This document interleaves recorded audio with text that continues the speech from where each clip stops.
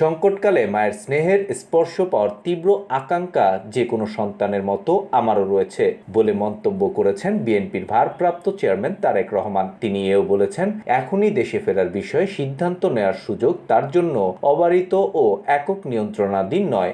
আজ সকাল 9:15টার দিকে নিজের ভেরিফাইড ফেসবুক পেজে দেয়া এক পোস্টে তারেক রহমান কথা বলেন। বিএনপির চেয়ারপারসন ও সাবেক প্রধানমন্ত্রী বেগম খালেদা জিয়া এখন রাজধানীর এভার কেয়ার হাসপাতালে চিকিৎসাধীন। চিকিৎসক ও দলের পক্ষ থেকে বলা হয়েছে, খালেদা জিয়ার শারীরিক অবস্থা অত্যন্ত সংকটাপন্ন।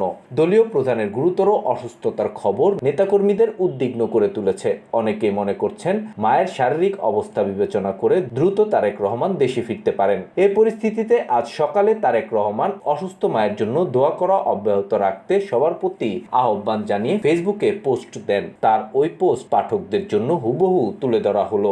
বাংলাদেশের সাবেক প্রধানমন্ত্রী দেশনেত্রী বেগম খালেদা জিয়া গুরুতর অসুস্থ ও সংকটাপন্ন অবস্থায় হাসপাতালের নিবিড় পরিচর্যায় রয়েছেন। তার রোগ মুক্তির জন্য দলমত নির্বিশেষে দেশের সকল স্তরের নাগরিক আন্তরিকভাবে দোয়া অব্যাহত রেখেছেন। মাননীয় প্রধান উপদেষ্টা তার রোগ মুক্তির জন্য দোয়ার সাথে সাথে চিকিৎসার সর্বোত্তর সহায়তার প্রতিশ্রুতি ব্যক্ত করেছেন। দেশ বিদেশের চিকিৎসক দল বরাবরের মতো তাদের উচ্চমানের পেশাদারত্ব ছাড়াও সর্বোচ্চ আন্তরিক সেবা প্রদান অব্যাহত রেখেছেন। বন্ধুপ্রতিম একাধিক রাষ্ট্রের পক্ষ থেকেও উন্নত চিকিৎসা সহ সম্ভাব্য সকল প্রকার সহযোগিতার আশঙ্কা ব্যক্ত করা হয়েছে।